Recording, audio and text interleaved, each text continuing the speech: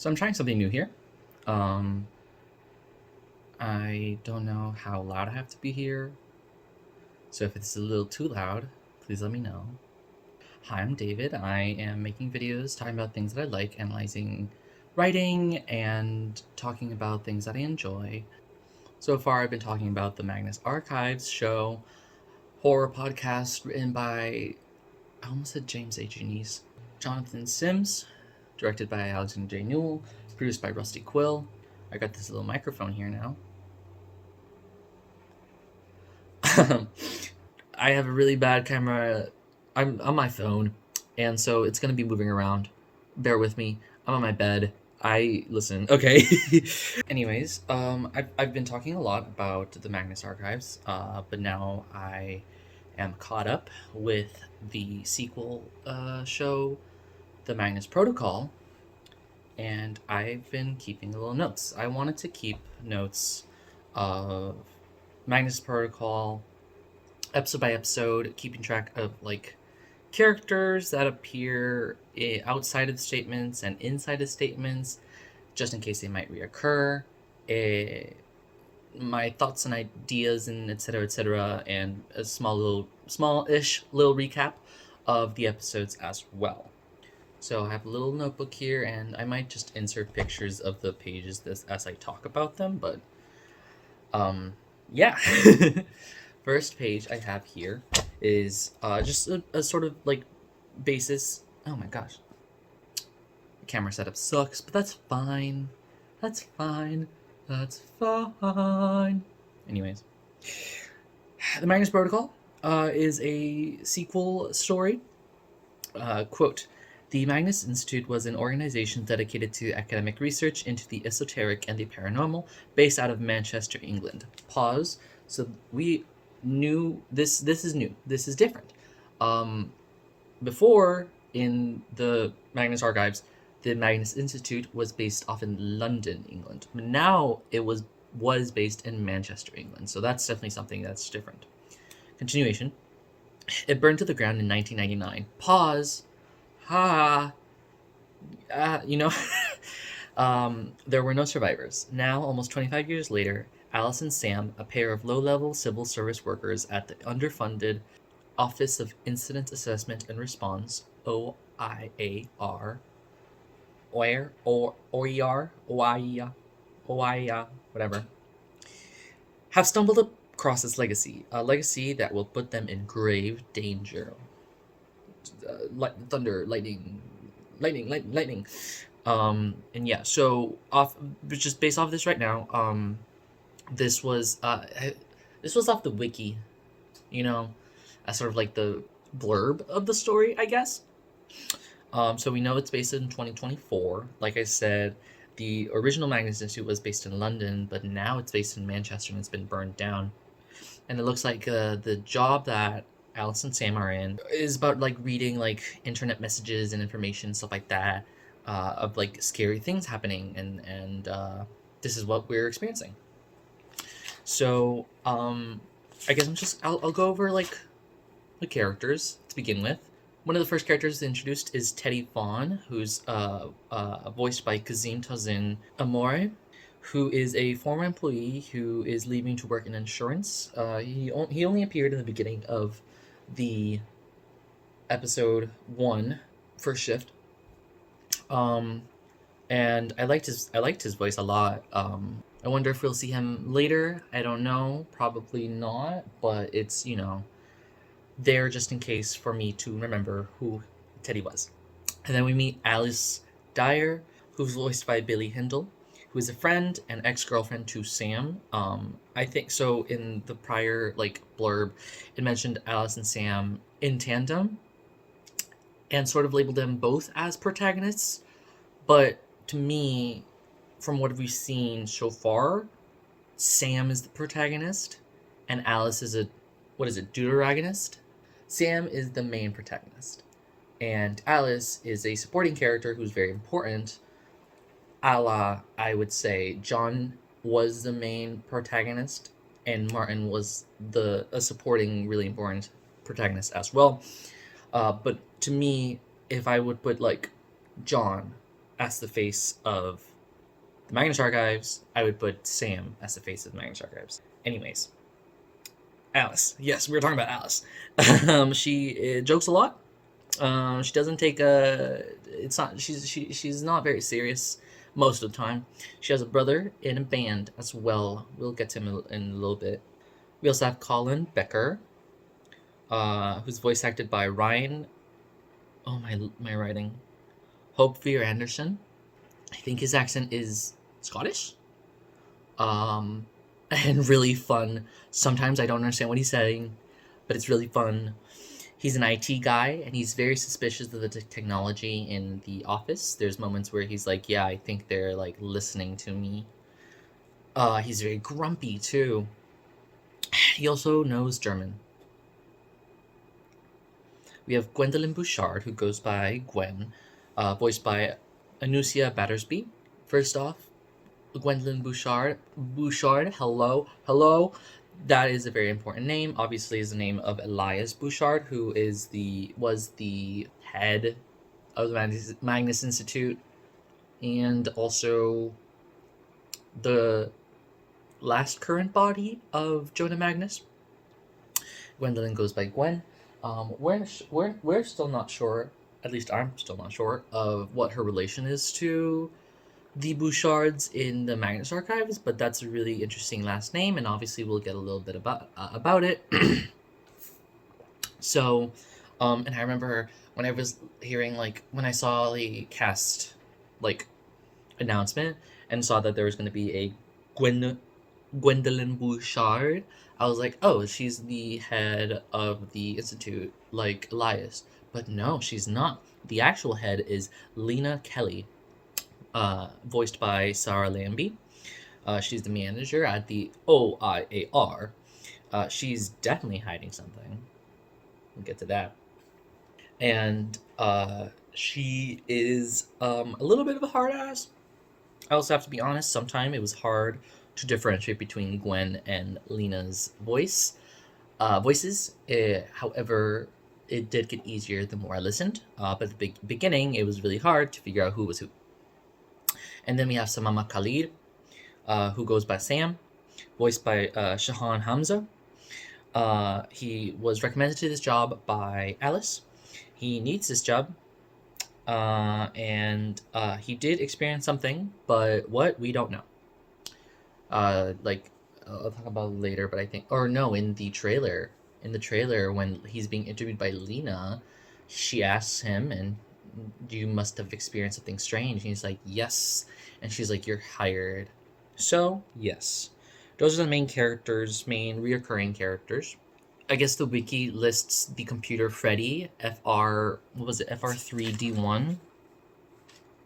Yeah. And I'm not counting that Freddy as a character. He's not a character. It's just named. However, we do have 3 voices within Freddy who are the people reading out some of the statements that we witness. We have Chester, who's voiced by the Jonathan Sims. We have Norris, who's voiced by the Alexander J. Newell. And we also have Augustus, who's voiced by the Tim Fearon. I don't know who Tim Fearon is. We'll talk a little bit about him when we get closer. But obviously, Chester and Norris are voiced by John and Johnny and Alexander, who voiced John and Martin.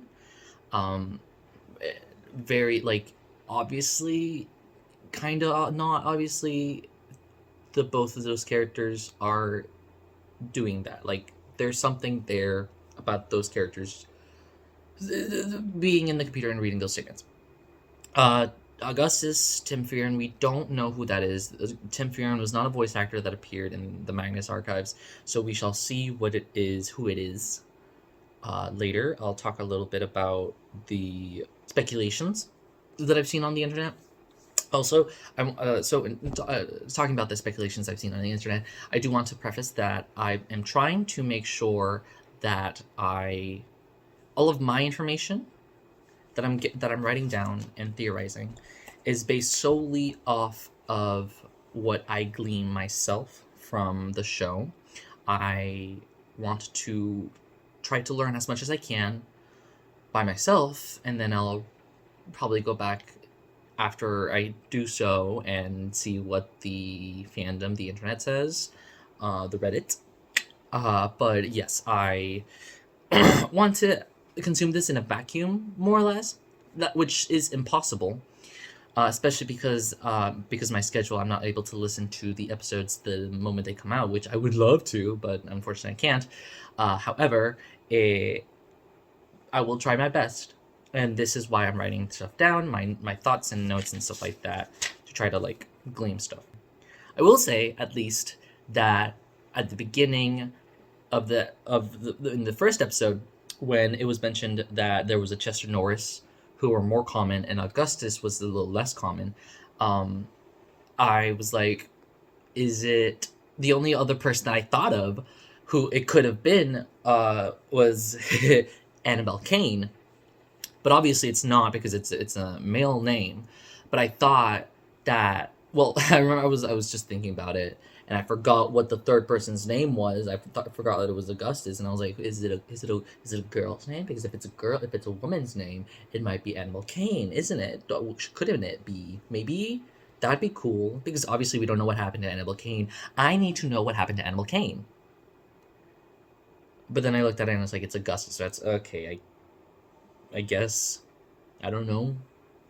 We'll see. In later episodes, we do get so right now I am only talking about episodes 1 through 4, and I will try to make videos of all of the episodes in portions of 4. I think that's manageable and like fits pretty well, probably. And maybe I'll be able to keep up with stuff. These 4 episodes I'm filming at the same time. The next 4 I might film separately, one by one, as they come out, so it's a little bit more genuine and not knowing what's gonna happen next type deal. But it is what it is, and so we're gonna keep moving forward. Episode 2, the only person. So these are characters in the OIAR team and outside, so sort of like people that are like not part of the statements. Someone we got named is Luke Dyer, who I assume is Dyer because it is Alice's brother, who is a member of the band Dredgerman. I don't know. In episode 4, we got mention of not a person, but like an organization that I will be like writing down, called Starkwell, who are private military contractors who were involved in the San Pedro Square massacre. I have in parentheses, need more info, because I do not know what any of that means. Obviously, none of us really do, like textually. And I assume that we will get a little bit more information about them later. But for now, for these first 4 episodes, nothing. And then we also have a Klaus, who I could not find information on his voice actor. Klaus was not named in the text, but he was named in the transcript, which I was using to write my notes. And we saw him begging for his life to a younger Lena to not kill him, presumably, and that he could disappear again, whatever that means. Those are the characters so far. And I also have, I'm not going to go through them, but I do have a long list of all of the named characters in the first 4 statements. I count about 20, more or less, named characters.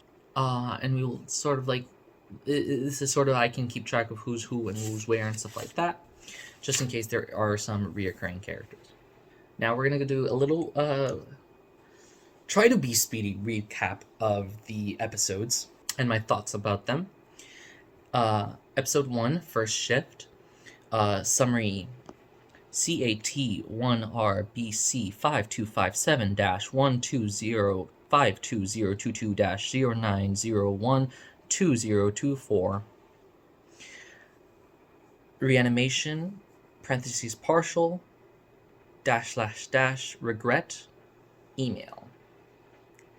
CAT23RAB215-1004222-09012024. Transformation, parentheses, eyes, dash, slash, dash, trespass, chat log. That's the summary of it. So obviously those long numbers mean something, and I will try my best to describe what they are in this format. This was written by Jonathan A. Sims and Alexander J. Newell. It aired January 18th, 2024. And I wrote a little thing, like, in all of these, I'm going to write a little statement, little line of something to remind me what this episode is. So, to remind, Sam begins, reanimated lover, canary dies.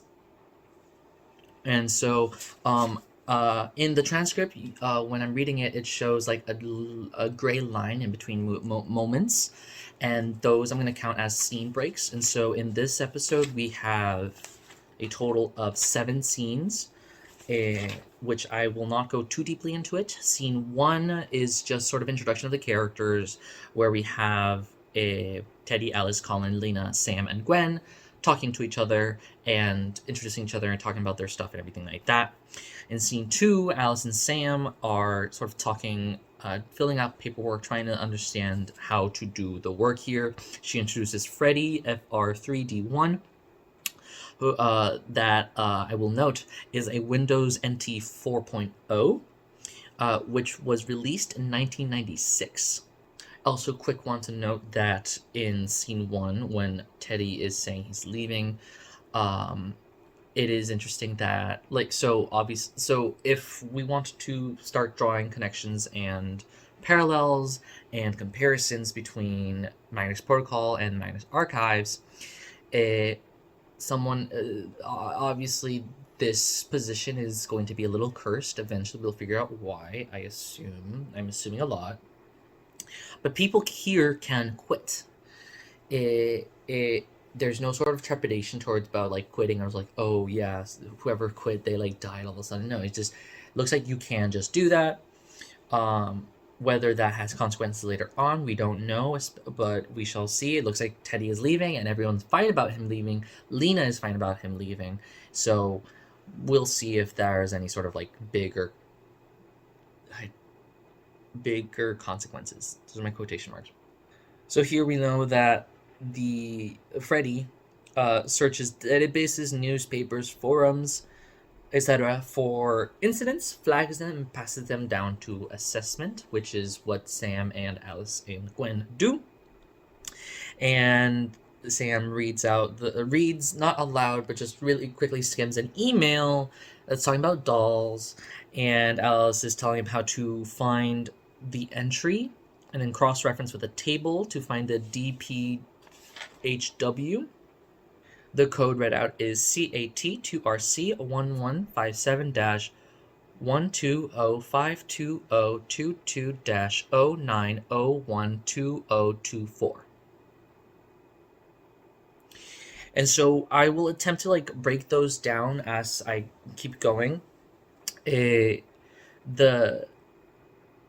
transcript, I have to listen to it again. I literally just did this like an hour ago. The transcript read 2-C, but the code is 2RC, so there might have been some like miscommunication there.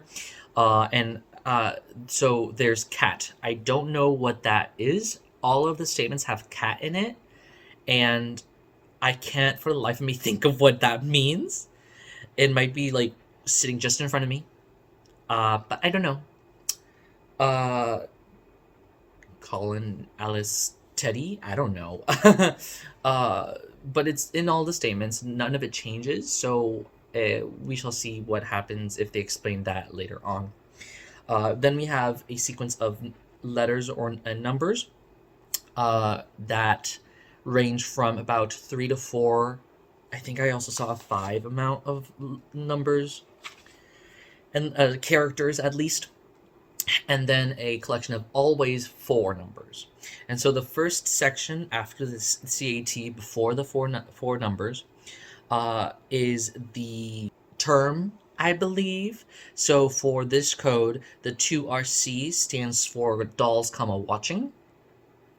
The four letter code is called the DPHW. We don't know the meaning, and I think later on they say they don't know what the meaning is either.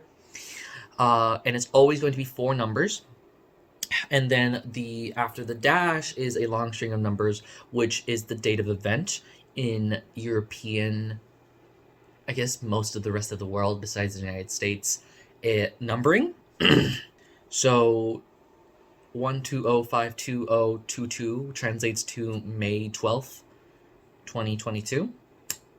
And that is the same thing for the last block of numbers 09012024, which is January 9th, 2024, which is the date that this was documented.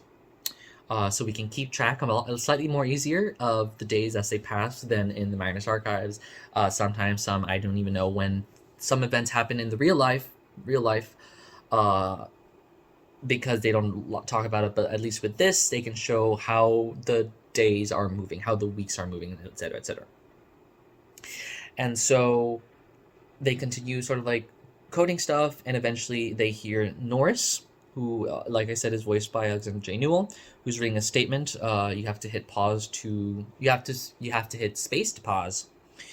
And this started a year ago, this text-to-speech thing, and Sam was like, "Hey, why is this happening?"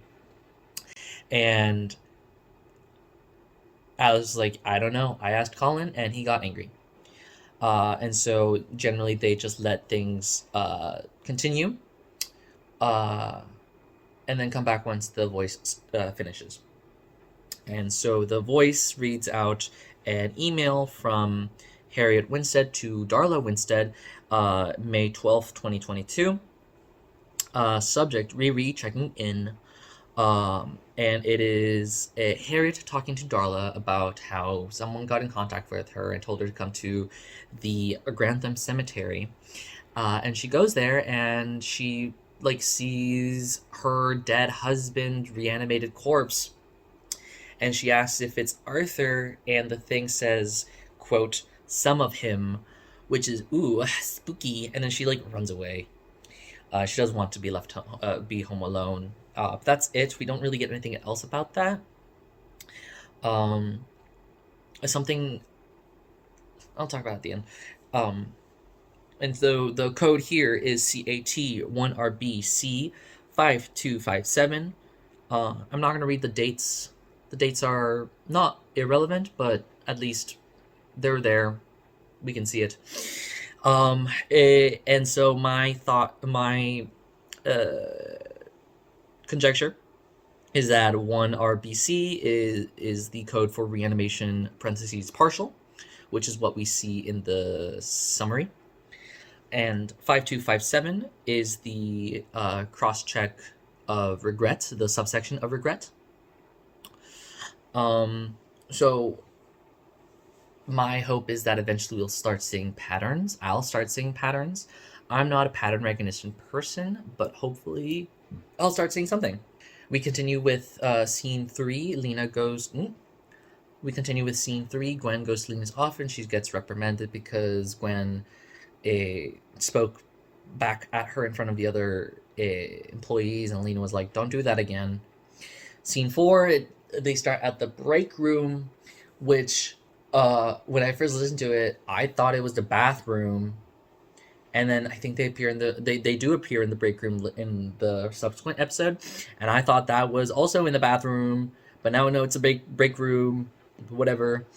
Here Colin and Sam are talking, and Sam asks him about Colin's app, and Colin gets angry with him, and Sam was like, "Listen, I was just told to ask you about that from Alice. It was a little prank." And Colin was like, "Great, funny."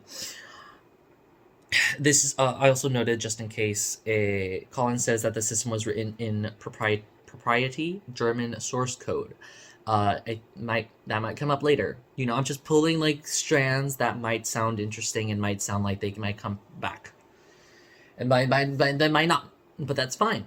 In scene 5, Sam and Gwen are talking about Colin and Alice. Gwen asks Sam what terrible thing he witnessed that made him come here, and he asked, what terrible thing did you witness? And she was like, "Don't ask me questions." And then he accidentally starts another statement of the voice of Chester, who's voiced by Jonathan Sims, who is obviously sounds it's John Sims. And it's a forum in lostcityurbex.com. I tried looking up that website; it does not exist. In the index of spelunking, and it's in like the sites, like sites to spelunk. And the subject is the Magnus Institute ruins, which for the first episode. Oh wow! I didn't think we were gonna start like this soon, at least, considering how slow the Magnus Archives was. I at least I don't know how long this show is going to be. But we shall see how quick it moves, considering the Magnus Archives moved very slowly at the very beginning. But I digress. And this is a forum messaging sort of like posting going on, mainly by a person named Red Canary. I think they use he/him pronouns for him, so I'll just keep calling him he/him pronouns. Who's asking about, hey, I was looking at places to spelunk in now that I moved here, and the Magnus Institute was listed as already checked, so can I go there? And they're like, yeah, sure. And he goes, and he sees weird graffiti and a box, and he takes the box with him. And someone comments that you shouldn't steal anything from there, and he's like, okay, stop sending me hate messages and death threats. I'll return it, Jesus. And then like one of the moderators is like, we can't send. First of all, calm down. We can't send messages in this form, so I don't know what you're talking about. And then like I think it was a 2:01 a.m. The like as it was reading out, it said image removed by moderator, which already flags, and then the text canary should stay above ground. And then the next two like commenters were like, oh my god, what is that? Someone said, are those eyes? And then the moderator is like, this was your last warning, Red Canary, you are banned. And then someone's like, I wonder what happened to him. And then that was the thread was locked. And that code was CAT23RAB2155. And so my speculation is that 23RAB is transformation parentheses eyes, and 2155 is the subsection trespassing. And then Alice appears. That's when she's like, oh, you got Chester. And then Gwen's like, Gwen is disapproving. She disapproves. What is the term? She doesn't like that Alice is naming them, because she thinks it's. In scene 6, we had they're in a quiet pub, and so this was mentioned in the transcript. It said that this recording was from Alice's phone, which I obviously wouldn't have gotten from the text of itself, but it's interesting that they at least note that. Obviously, we're seeing different. This is very different sort of where things are how things are being recorded. Obviously, in the Magnus Archives, is all through the tapes, but this is all like technology. So it's a little bit more outreaching, and so we get a lot of bit more different locations that we see, and people not realizing about stuff. And yeah, they're just talking. We realize that they used to date, and Alice is like, yeah, I don't know why this place was set up like this, and Sam also was wondering about that, and that's why he asked. And then scene 7, finally, the last scene, a very small scene, Colin we hear like noise, and we hear Colin appear, and he's like, I know you're listening to me, and he shuts off the computer. So we see that he's a little bit, this is where we see he's a little paranoid. And yeah, so that was the first episode. The first episode was aired with the second episode, but I'll talk about my thoughts about the first episode now. Obviously, after the end of season 5 of Magnus Archives, John and Martin killed each other, didn't kill each other, did something to release the fears, Smirks 14, into other dimensions. And now, obviously, we have John and Martin trapped in the interwebs, and weird stuff are happening. And so, obviously, like, we can also draw a parallel between a Magnus Archives in that all of the recorded statements that we listen to were recorded because they wouldn't be processed in the technology of the institute, and that is because the ones that would be processed in the digitally were fake or not real or whatever, but the ones who weren't being able to be recorded were actual real ones, real manifestations of Smurfs 14. And so we can draw this parallel here that only the voiced statements are the ones that are actual real statements, manifestations of Smurfs 14. Now, regarding Smurfs 14, at the beginning of watching this, I would not be able to say this. So I'm trying to make sense of 4 different episodes, 4 all at the same time.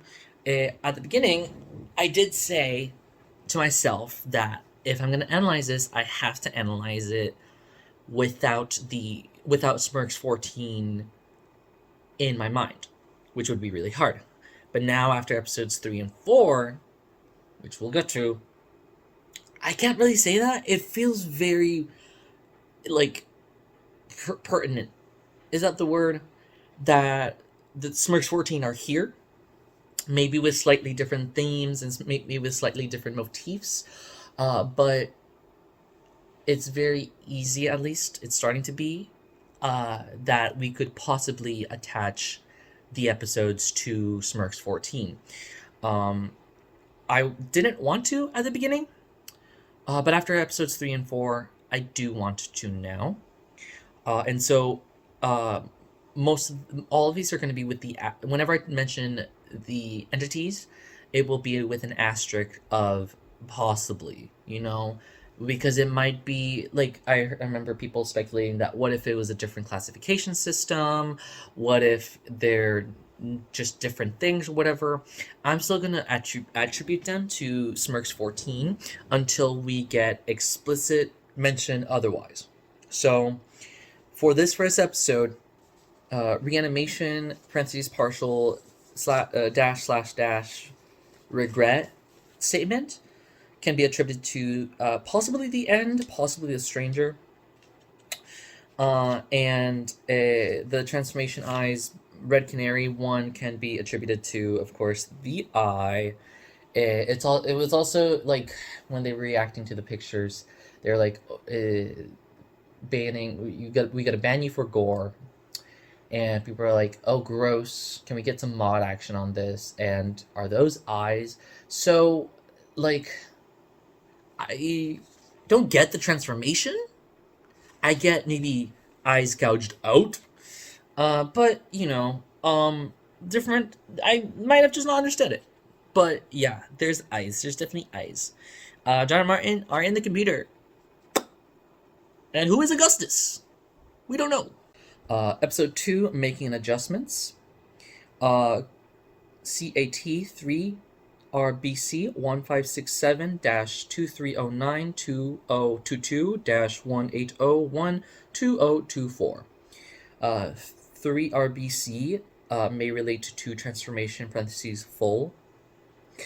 And 1567 DPHW means dysmorphia. Yeah.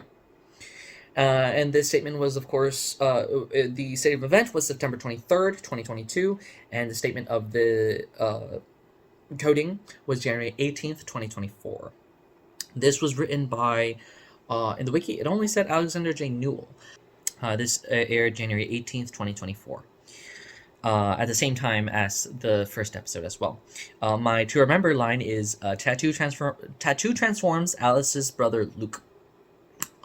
And the possible entity connected here is the flesh. We'll get into it. So scene 1, Sam and Gwen are like talking to each other. He's quizzing Gwen for like DPHWs. And so here we have vampire, popular culture. Gwen guesses 7475. The correct answer is 7465. And then the terms resurrection, blasphemy, probably She like toyed with different like ideas, and I think the last one was blasphemy, and that's one she chose with. She said 4237. The correct was 5337. And she gets a little frustrated, and she takes the binder that Sam was reading, and he's like, how are you able to remember any of that? And she's like, you gotta to be keeping up with everything. And he asks what the DPHW is. This is where we confirm that DPHW is the four letters that happen after the block of letters after the CAT. So she says, we don't know. It's arbitrary. That's great. And then Alice arrives late, and Gwen's a little angry. And here it cuts straight to the. So there's the line, the gray line that demarcates scene change for me at least. And we go into the audio recording between Daria and a therapist. The therapist is not named. We assume, of course, that this is reading off of a computer. There is no indication of what computer it is or where it's coming from or whatever. But it just starts and we get into it, right? I do want to note that is voiced by Kate Sketchley, and the therapist is voiced by Jenny Hoffek. And so in the recording, Daria is an artist who's a little bit dysmorphic. She goes online, she tries to find a tattoo, and she finds this guy named Inksoul on Instagram. I looked through Instagram, and there is an account named Inksoul with 5 instead of the S. No posts, no tags, about 700 followers. And in the bio, it reads, used to ink, period. Not taking commissions, period. If you're spoke, you know where to find me, period. And then there's a little symbol of a circle with a line through it. And like, I remember I looked this up. I looked up the Instagram while I was at work, and then I looked up Ink 5.0 online, and I saw some Reddit posts about it in the Magnus archives, Magnus protocol Reddit, and I didn't want to see what people were saying about it because I wanted to consume it on my own. So I don't know what that means, but I followed the account. So then now there's 700 about plus me following Ink 5.0. And Daria goes to the studio of Ink 5.0, who has like a beautiful realistic like floral design over their arm. They get really excited that Daria is an artist, and they say the artist becomes the canvas. And she has like a very painful experience getting the tattoo on. But then it's done, and it's like super naturally perfect. Like she doesn't have to touch it up or anything like that. She goes home. She gets a little manic and does a little self-paint portrait of herself. And then this is when it gets a little like creepy here. She says that she takes her knife and like adjusts her face. But the way she was talking was as if she was doing the painting, but obviously it was her actual face. And then she like lists out, I didn't write them down, but she lists out like all of the things that she changed on her body. And it was like, then her roommate Sarah returns home and punches her in fear in her mouth, and I think she was working on her mouth, she couldn't speak. And she says, Sarah says that to the authorities that she thought that Daria tried killing herself with acid. And that's Daria telling the story to her therapist, and the therapist is like, that's an interesting story. And Daria's like, you don't believe me. And therapist says, actually something very interesting. I didn't write it down, but I do believe she says something along the lines of, I wouldn't say that, or something like that. Let me pull it up actually before I start saying things out of my ass. So, at the end of Daria's story, the therapist says, I see, that's quite the story. And Daria says, you don't believe me either. And the therapist responds, I didn't say that. I would, however, like to ask you directly, did you try to harm yourself with acid? And so that, the therapist saying, I didn't say that, I would, however, like to ask you directly, it's telling me that, like, this therapist knows something, and it'd be really cool because in the Magnus archives, when Melanie went to a therapist John asked her if she was going to meet with someone who would like know about everything or something like that. Or and also I think like in 130 meet 130. Oh my god. Uh, Gertrude's talking to the woman who witnessed the flesh ritual, and the woman asks for a therapist, and Gertrude recommends her a therapist. I wonder if like there are actual therapists who know about the entities and is trying to help people with stuff like that. And so it would be really interesting to have a therapist who knows about all of this, or at least has seen this reoccurring a lot, which is why I hope that the therapist returns. But we shall see. Anyways, at the end of it, Sam finishes categorizing the case and asks Alice, how do you cope with all this? And Alice says you have to compartmentalize. In scene 4, Gwen and Alice are in the break room. Again, I thought it was the bathroom at first. Alice tries to say a little joke, and then Gwen interrupts her by saying Lena's planning redundancies. I forgot to check what that means. I think that means they're like outsourcing, I think she said. And Gwen's not happy with that. Alice doesn't really believe her. And that's that. And then scene 5, Alice's phone rings while they're like working, and she answers it, and it's her brother, and she's talking, and it sounds like he's asking her for money because she says to wait until I get paid. And Sam asks her like, "Hey, was that your brother? Is he still in Bullets for Saint Sebastian?" And she says, "No, Luke is in Dredgerman now." I wonder what this all means. Obviously, so this scene is interesting, at least in the later half, because after this, Alex looks at what Sam's doing and asks, "What are you looking into? Are you looking to like jump ship already?" Because he has the Magnus Institute pulled up. He's like, "No, I'm just doing some research." And she asks, "Is it because of one of your statements?" And I told you, compartmentalize. Don't think about it. Go stop. And Sam's like, "Okay, I'll stop." She says that people have gone weird before. It's interesting. This scene is interesting, at least in the beginning part, that it started there with Allison's phone call. Because as we knew in the Magnus archives, the thing that recorded the statement, whether that be the tapes or the computers, knew when to start talking, when to start recording, when people started talking, because they knew something interesting was going to happen. You saw this at times when Martin was just working, and then he's like, "Oh, you're here," and then Pierre Lucas would appear, or like different moments that happen. Yeah, and so Luke is important for some reason, I'm guessing, or at least what he's asking for Alice. Otherwise, it would just probably like, why include that? And also, sort of breaking the text and stepping back. Why would they include that in the writing? Obviously, that is like every scene prior has a purpose. Everything should have a purpose when you're writing a story. And so, like, even with the first episode with Sam and Colin, that establishes a relationship between Sam and Colin. It doesn't really do anything plot-wise, but it does establish a connection. The scene between Gwen and Lena doesn't really do anything plot-wise, but establishes character and connections. This scene, at the beginning, it establishes Alice has a brother named Luke who is in a band who's asking for money. And then it goes into sort of her, like, worrying about Sam. Which, why would they include Luke part if it's not going to be important? So, this is my red tape moment.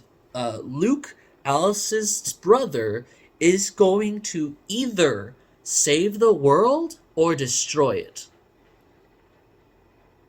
Anyways, now, when Alice is telling Sam to stop, like, researching Magnus Institute and to, like, compartmentalize, when I first thought of it, I was like, why is she saying that?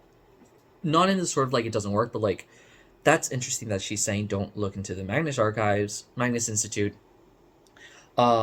She might know something. She knows something, but after listening to it like a second and third time, I realized no, she's not. She doesn't really know anything about the Magnus Institute at that moment, or at least she's heard of it. Obviously, like we know later on, she knows about it, but she's really just saying to Sam to stop looking into stuff from his statements, not about the Magnus Institute. Like, she could not care less that he's looking into the Magnus Institute at that point.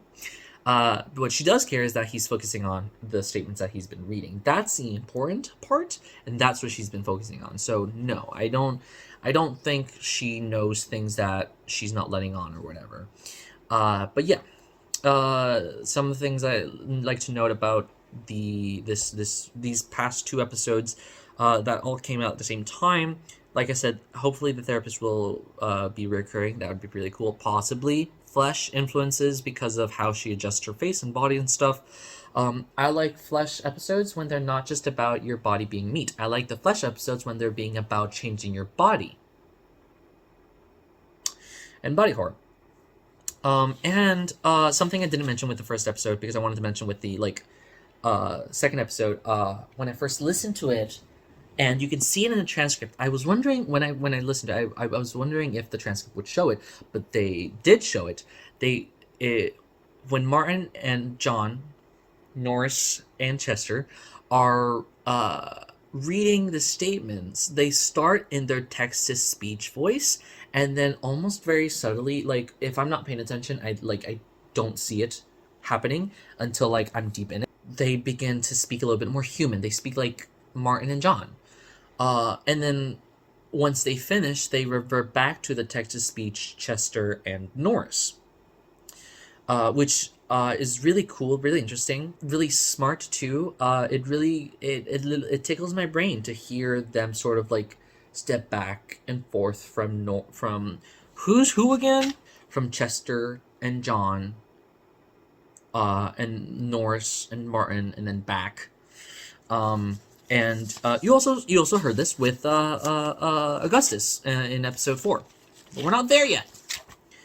But yeah, like with these first two episodes, I couldn't really didn't want to connect entities to them. But after episodes 3 and 4, like I said, I can, and so yeah. Episode 3, Putting Down Roots, CAT 2C8175-0304-2009-2201-2024. 2C seems to be infection, parentheses full body, and 8175 is the subsection arboreal. The event happened April 3rd, 2009, and this was marked down. I don't know the word for it. I forget the word. Whatever. Sam listened to this January 2nd, 22nd. Off the bat, obviously, we can see that for the first episode, it was January 9th. And the second episode was January 18th. So a full 9 days had passed, about a week. And then 4 days after that for episode 3. So things are moving interesting pace-wise. I don't know if anything's going to mean anything, but whatever. This fully is the first episode that was not written by Jonathan Sims and Alexander J. Newell. This was written by Graham Patrick.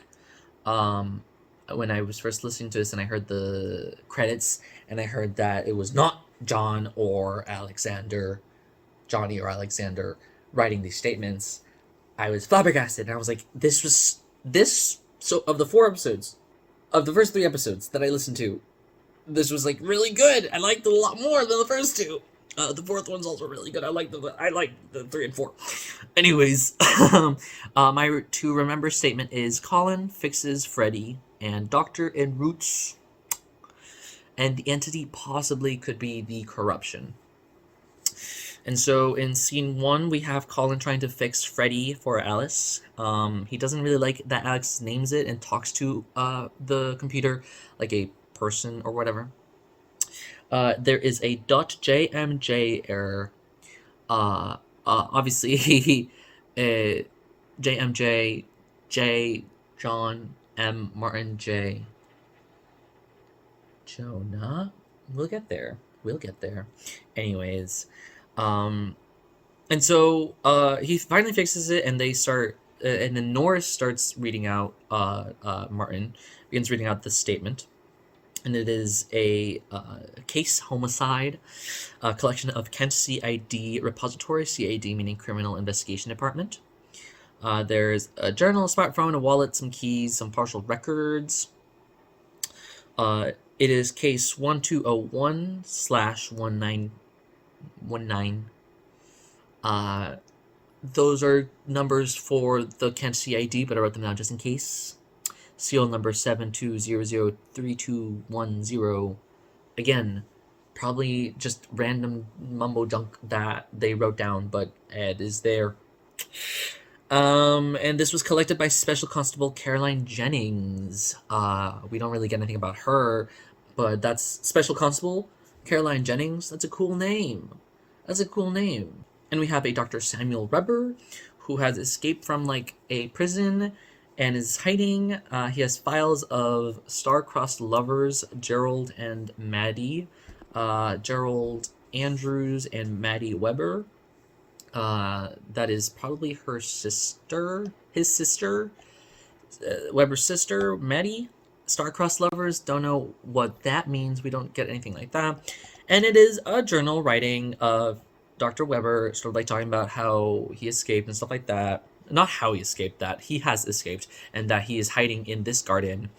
It smells like jasmine. Jasmine reminds him of Maddie. He's hiding behind some gates in an unmanaged garden alongside an abandoned church. And it's cold, but no one will find him here. And he's like thinking about leaving, but he doesn't know where. He gets a little itchy and hears someone calling his name. He gets a little. He gets a rash, and the rash gets worse. His wounds are festering. He had some wounds. He finds himself sort of like trapped in the garden. He starts like hallucinating. And he thinks that Maddie is talking to him. Like the voice that was calling his name was, he thought it was Maddie, and now fully Maddie is talking to him and speaking to him like he's writing a journal as if she's there with him, which is insanity already. He's covered in insects. He likes when they're there because they scratch for him. He can barely move his. I was listening to this while I was doing some work. And when he said that he removed his phalanges, Jesus Christ, I reacted so viscerally to that. And his bones were tangled in with nature. He says nothing is wasted in the garden, which is oh so good. And then Maddie convinces him to stay, and then eventually he's just consumed by nature and turned into a tree. Yay! And then in scene 2, in the break room, Alice and Sam sort of like talking about this statement. And they're like, yeah, that happened. Oh, that happened. Alice asks Sam to report Colin to IT because she's like, he's probably doing something to the computers. And he's like, I'm not going to do that. Sorry. And then Gwen comes up to ask Alice to cover her shift. I didn't write down the day. I should write down the day. Let's see if I can pull it up. The 27th, which I assume is just January, which is in a few days. So I'll keep an eye on that actually, because I wasn't thinking about that until now, until I started recording this. So yeah, that's something interesting to keep track of. And yeah, that was the end of the episode. So it looks like we can cover shifts here, which is interesting. Or at least she was asking. It seemed to be like covering a shift or something like that. I don't know. I need to know more about Gwen. This is really interesting. She says that she's going to a dinner with friends that haven't seen her in a while, and I wonder who her friends are. Are they interesting, or is she actually going with friends? Is she doing something interesting or evil? I don't think she's evil. I wonder if Constable Jennings returns. I think a format like this of like prisoners, their like happenings was noted down by people. This would be like an interesting avenue of information. So I wonder if Constable Jennings will return. Obviously, we have themes of sickness, insects, toxic love. It's textbook corruption. Like, yeah, I cannot draw anything else beyond the corruption, obviously. Yeah, the phalanges got me. The phalanges really got me. Like, it was the most like visceral thing that this drew from me. It's also mentioned in scene 2 that Sam was like, yeah, obviously Dr. Samuel Weber killed Maddie, Uh, how? What? How do you know that? Like, I'm sure there's some subtext here, but I'm not understanding the subtext, and I think that is a fault of mine own. So if you understood why Weber killed Maddie, because it looked like it looked like I didn't understand really why he got locked up. He might have, like, if he killed Maddie, if he killed Gerald and Maddie, how or why he had the partial, what was it called, records of them. So was he a doctor that treated them and let them die? I didn't really get that subtext. But if you did, please let me know. But yeah, that was episode 3. I really, really enjoyed this episode. And now the most recent episode, which aired last week. Oopsie. Episode 4, Taking Notes. CAT 3C7494-191118331-2901224. Huh. Interesting. So 3C might be collection parentheses blood, and 7494 is musical. This happened November 19th, 1831, and this occurred January 29th, 2024. Really interesting that this happened like 2 days after Gwen wanted to be covered, but I don't know why that happened in the last scene. Then I don't know why why that was mentioned. Interesting. This episode was written by Cole Weavers. It aired February 1st, 2024. My to remember statement is a Starkwall name drop, bloodthirsty violin. And the possible entity is the Slaughter. Scene 1, Alice appears and she is reprimanding Sam because she got a security notification somehow that Sam was trying to access restricted files. He was looking up the terms Magnus and protocol, and Sam was like, "Yeah, I got a case about the Magnuses," and I was like looking it up, and saw files mentioning the protocol, which, like, if we know that whatever is voiced is a statement that is true, and Sam got a statement of the magnitude that we are assuming is not the first one that we saw, the Red Canary one. If it is that one, then this point's a little moot, but he looked up, he saw that. If it was, it could have been that one. My thing is, if it was not that one, it was one that was not recorded, so thus deemed not important for us. That's interesting. And then he just looked up things and kept mentioning the protocol. So that's definitely like, no, plot happening here. And Alice is like, you need to stop looking stuff up like that. This is high level stuff. And it's involved with Starkwell, who is like I said before, a private military contractor behind the San Pedro Square massacre. We don't get anything about the San Pedro massacre, so I don't know what that means. However, obviously we will soon, but this is the last episode so far. Gwen appears and they're like, and she's like, you could have pretended better to not be talking about me, and they're like, oh, you caught us. So that was kind of funny to me. And and so, like, Gwen starts working, and she, like, her computer starts reading out a letter, and it is Augustus. And as I was writing these notes down, not when I was listening, but when I was writing these notes down, I realized that this episode's statement, Augustus, was being read out from Gwen's computer, and the putting down roots statement was read out from Alice's computer.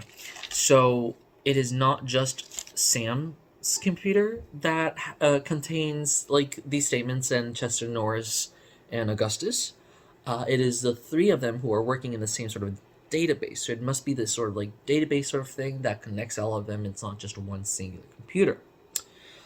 Which is also, like, we've seen it, the thing that is recording traveling around different computers, phones, and stuff like that. But the voices are specifically Freddy, so all of that is Freddy. So, yeah, it's just a little something to note. And so the letter starts reading, and it is a man, Augustus, the voice of Augustus, and it is a musician man. I swear to God, when I first listened to this, I thought this was Jurgen Leitner. I thought the voice was Johnny Sim's father voicing Jurgen Leitner, and I was like, oh, they got Jurgen Leitner back up in here? And for what? And then I kept listening. I was like, is it actually him? And then I looked up the voice actor, who is Tim Pearson, and no, that is not the voice actor of Jurgen Leitner. So I got a little riled up for nothing. But we'll get into sort of like the discussions of Augustus. He's the least common voice. And it is a musician who is giving his nephew his violin. He recounts its history. He recounts how he spent some time with his nephew and like really connected with him or whatever. And I'm sorry I wasn't so close to you later in your life or whatever. I don't know.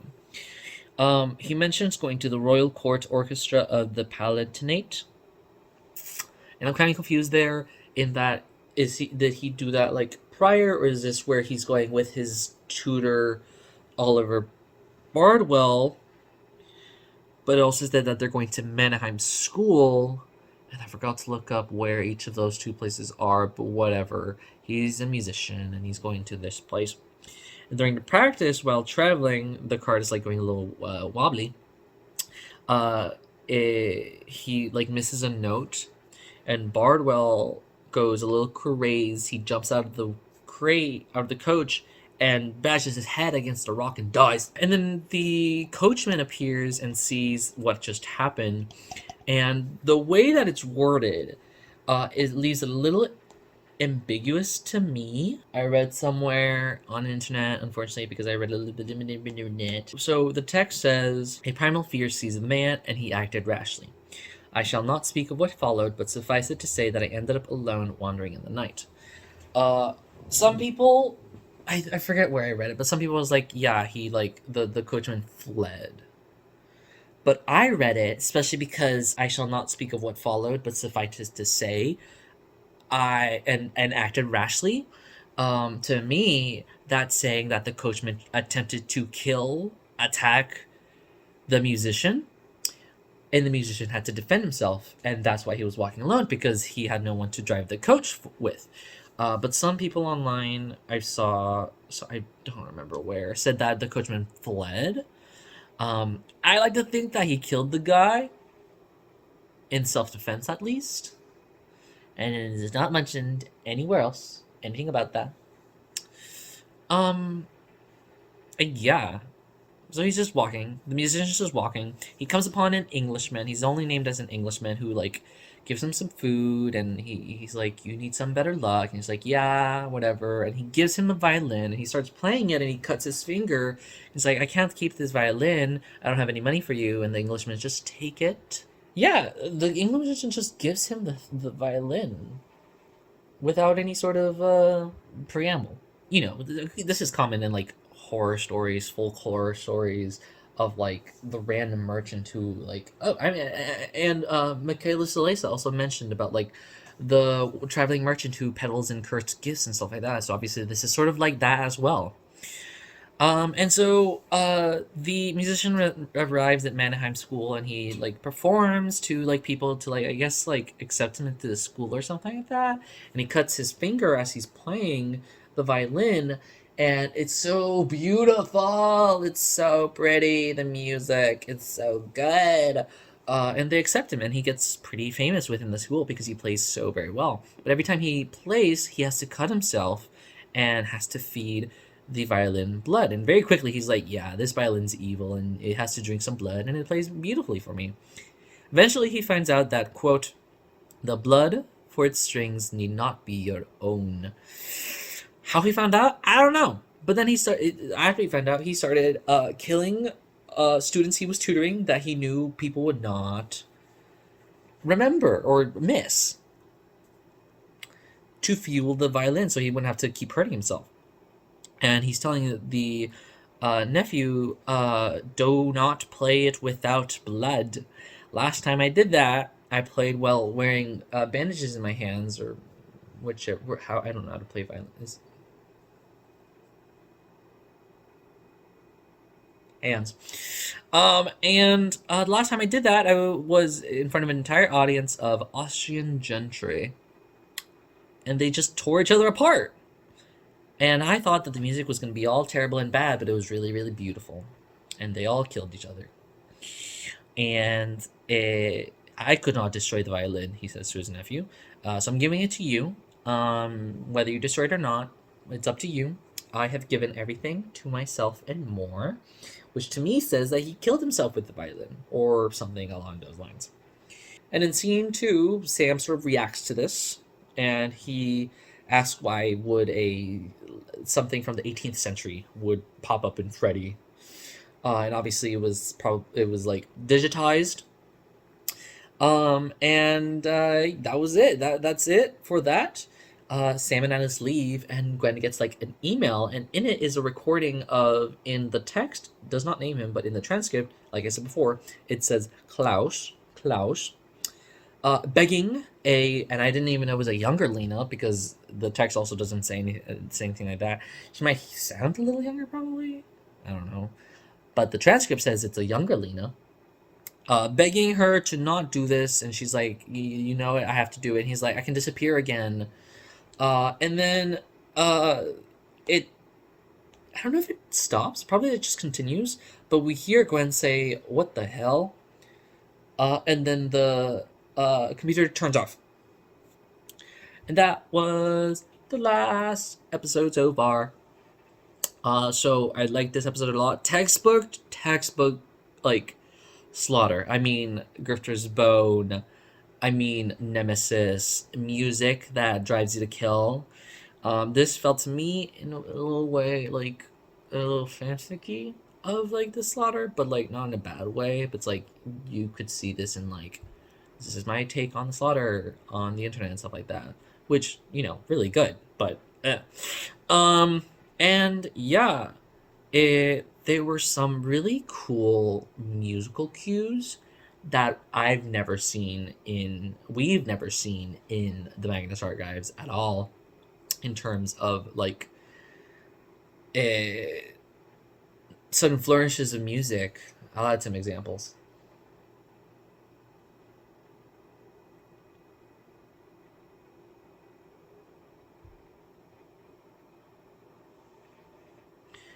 The second new author, Cole Weavers, did a really good job. I love the slaughter, and he keeps up. He makes the slaughter feel really, really good. We get mention, of course, of a Starkwall massacre, and what is that? We don't know yet, obviously. We heard about the protocol. In my notes, I have protocol is this audio, and I believe what I was thinking about was that how the Magnus Archive title, is also the Magnus Archive ritual, which was the audio that we were listening to. Yes. And so I'm like, okay, so the thing that we're listening to right now is the protocol. But it might, protocols usually here in terms of like contingencies. So the Magnus contingency doesn't really flow, but the Magnus protocol does. So that's my small theory, that obviously what we're listening to is important to a system. What system? I don't know. The audio recording of Klaus begging a younger Lena to not kill him, or assuming it's to not kill him, because he says, please, you don't have to do this, which sounds like something you'd beg for someone who's trying to kill you. And also, I could disappear again. They would never know, which sounds like something you'd beg when someone's trying to kill you. It was an email sent to Gwen, and I have a little inkling that she's going to use this to her advantage to get Lena's job, which would be a thing that a Bouchard probably would do, like an Elias Bouchard. And this might be a little like stepping stone for Gwen to be a little bit more, not evil, but you know what I mean. You know what I mean. It might be some sort of blackmail that she uses against Lena. And also shows that Lena was definitely into like some shit. Unless it is just blackmail in terms of things in her past and not blackmail in terms of her being evil. Right? There's a difference there. Like, it could just be like blackmail of you were selling drugs or you killed someone, and not blackmail in terms of you are controlled by an evil entity of horror that feeds on people's fear, who is people's fear. So we got to see what it is.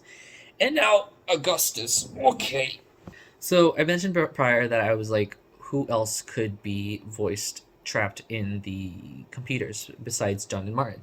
I brought up Annabelle Kane because we don't know what happened to her after the removal of the apocalypse. The one thing that I will glean from the internet is that people think, and I sort of agree with this, that Augustus is Jonah Magnus, because we don't, like, my gut reaction was that we would know who it would be Jonah Magnus because we would hear his voice. However, his voice is the voice of Elias Bouchard. The voice actor is the voice of Elias Bouchard. Jonah Magnus speaks through Elias Bouchard. Jonah Magnus himself was an actual person, and so it would just be easy to be like, yeah, this is the voice of Jonah Magnus. We don't know what his voice sounds like because his body was gone, dead, and his eyes were elsewhere. But it makes sense to be someone we've never heard of before.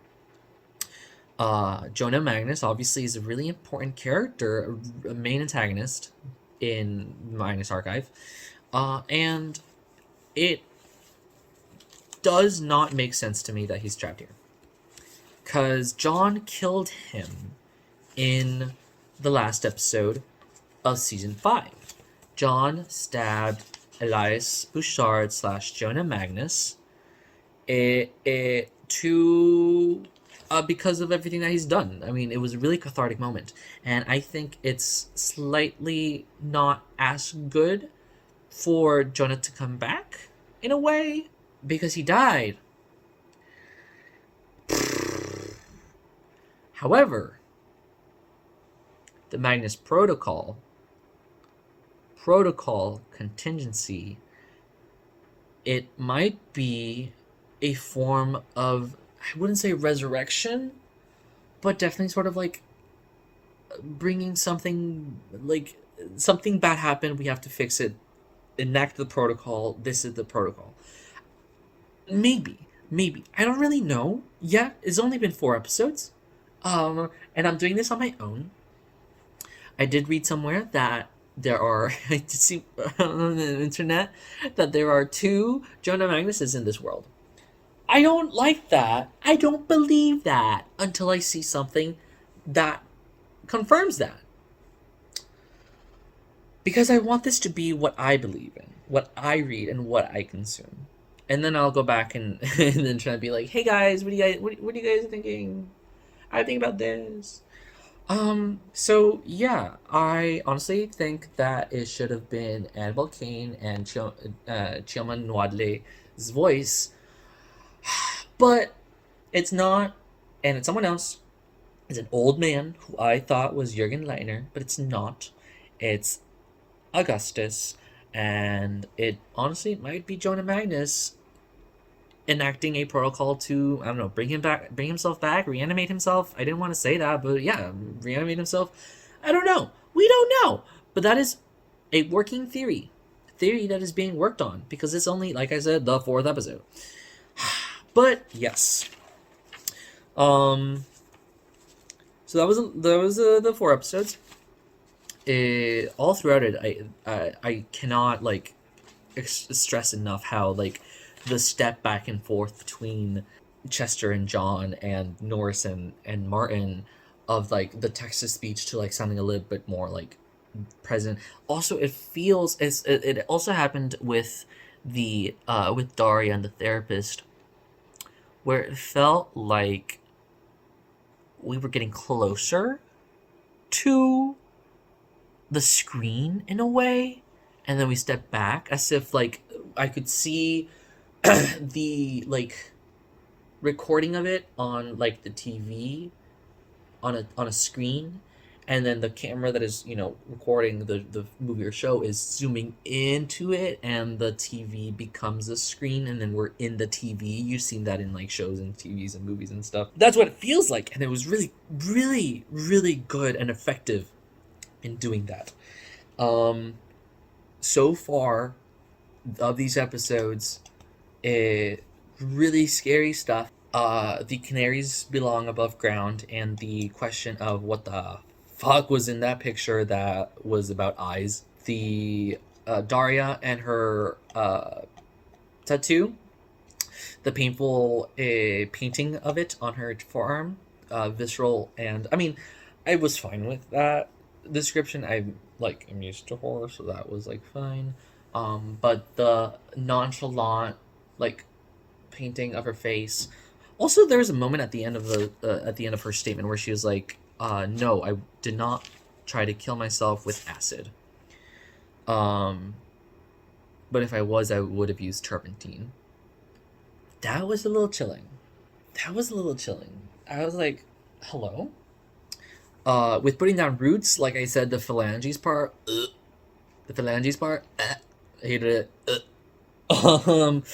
And then, honestly, I needed more violence from taking notes from the Eva violin. We only get like one paragraph of a bunch of people killing each other. Very good, very, very fun, like text of the people killing each other.